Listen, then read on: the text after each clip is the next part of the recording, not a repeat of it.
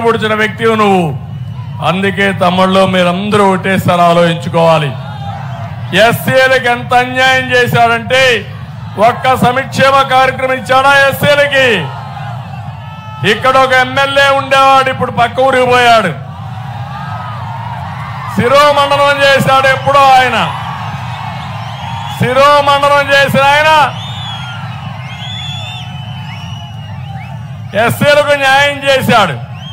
ఈ పార్టీ ఎస్సీల ఓట్లు అడుగుతుంది.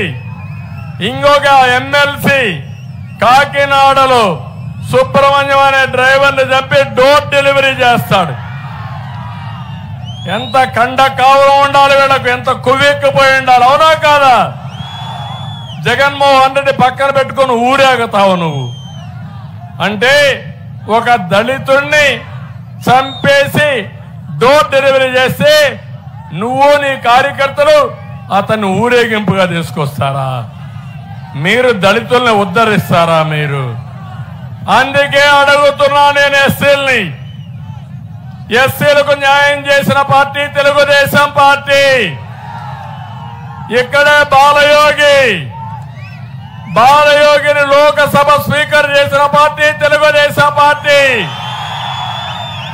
అది నా బ్రాండ్, అది నా రేంజ్. జగన్మోహన్ రెడ్డి నీ బ్రాండ్ ఏంటి? ఒక్క ఎస్సీకి ఇచ్చావా భూమి నీ బ్రాండ్. నా బ్రాండ్ కియా మోటార్స్, నా బ్రాండ్, అవునా కాదా? అంటే నోరుందని నోరు బారేసుకుంటున్నాడు. నేను చెప్తున్నా, నీ నోటికి సీసం వేసేది కూడా నాకు తెలుసు బాగా. తమాషా అనుకోవద్దు.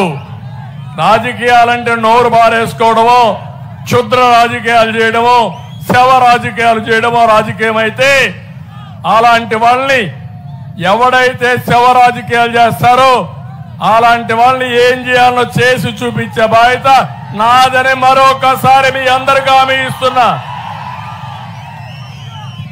నేను అందుకే